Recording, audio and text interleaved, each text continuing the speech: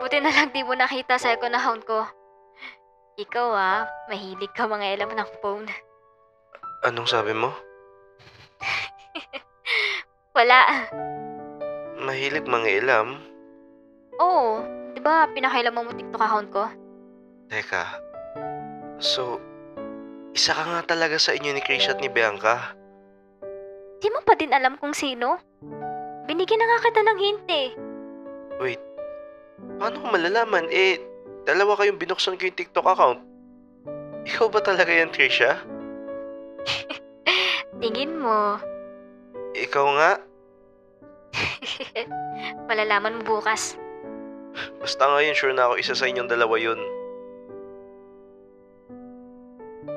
Late Puyat pa. Di tumunog alarm ko. Bakit? Ano bang ginawa mo kagabi?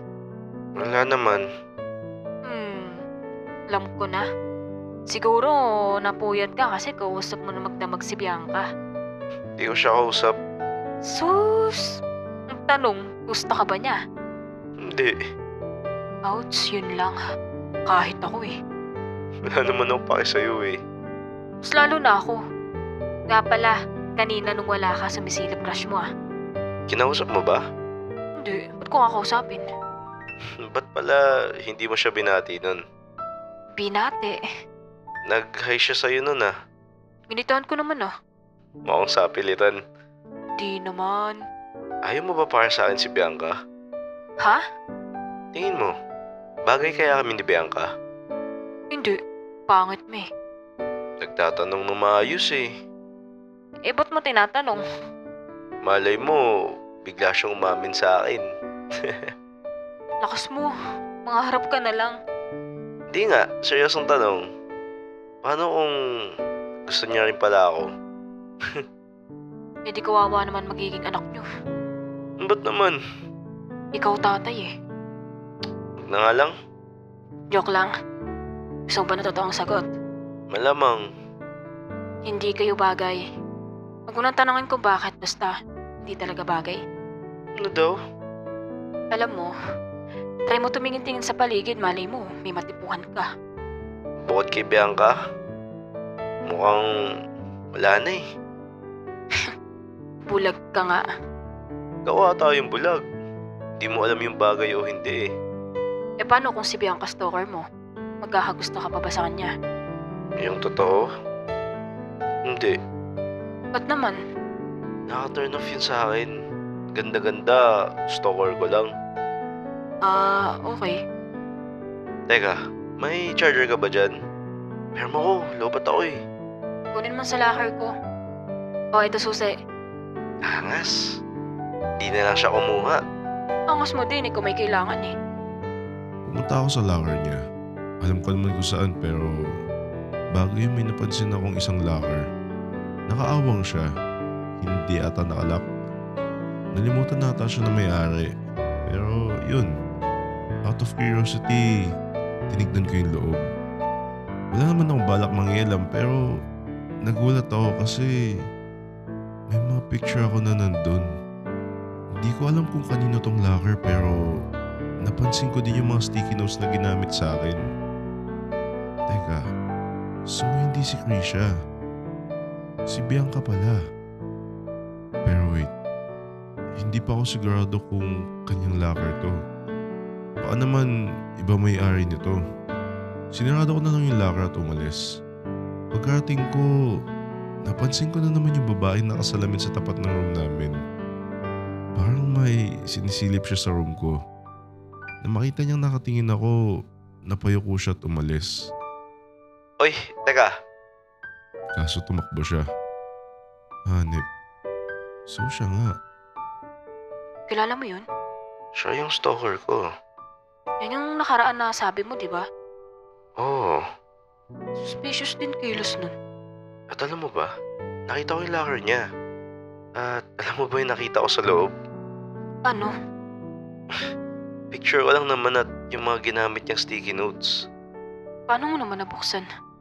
Naiwan niyang nakabukas. Syempre na-curious lang. Chinik ko yung loob at ayun, Nakita ko yung laman. Pakialamero talaga. Di ka ba karmahin yan? Ako pa. Siya ka mo, Carmine. Pero, okay na. At least nalaman ko na ligtas ka na. Wow! Talagang pinagdududahan mo pa din pala ako. Sa ngayon, hindi na. Buti na lang. Buti na lang. Buti na lang hindi ikaw. Mas okay sa akin yun. Bigla niya ako binatukan kaya napakamot ako. Ayos ka. Parang lugi ka pa sa akin ah. O bakit? Ganda kong to. Walang-wala ka kay Bianca. Bianca, puro na lang Bianca. Kesa naman puro Krisha. Pangit ng pangalan. Bigla siyang sumimangot. Sorry. Baka magalit ka na naman ng isang taon. OA mo? Joke-joke lang ha. Walang masasaktan ng feelings ha. Sige boy, ito mo na ako masasaktan. Konting asar lang sa'yo. Pikon ka na naman eh. Di mo ako gayahin. Kasabay ko ngayon si Krisha. Nakita ko pa si Bianca kasama friends niya. Nagngitian pa nga kami eh. Pagtingin ko kay Krisha, nakasimangot pa din. Pikon talaga. Uy, huwag mo na naman seryosohin sinabi ko kanina ha. Baliw. Tara, kain na. Habang kumakain kami, tumunog yung phone ko. Uy, si Crush nag-chat.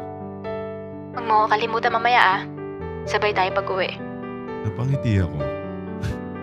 Buti pa kami ni Crush, no? May progress. Nasa harap ka ng pagkain. Nagpupun ka pa dyan.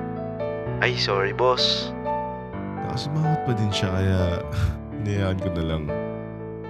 Nga pala, mamaya hatid ko si Crush sa bahay nila. Ihahatid? Oo, nag-promise ako sa kanya eh. Di ba nga dapat kahapon siya ihatid ko? Pero ang sabi mo, ihahatid mo ako araw-araw. Ha? O, nalimutan mo na naman. Sabi mo, babawi ka sa akin tapos ihahatid mo ako araw-araw.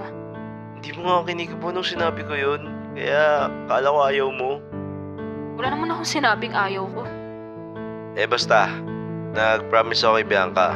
Ayoko naman namasa yung tao. Ganun ba siya kahalaga sa'yo at hindi mo siya kayang iwan? Baliw ka na naman. Mukha namang hindi siya nagbibiro. Ngayon ko lang siya nakitang ganyan. Bakit parang init ng dugo mo kay Bianca? Porket maganda eh, no? Wala akong pakay kung maganda siya. Oh, ano ba problema mo? Nagsiselos ako, JC. Ha? Bakit yun nagsiselos? Manid mo naman, JC. Gusto kita dati pa.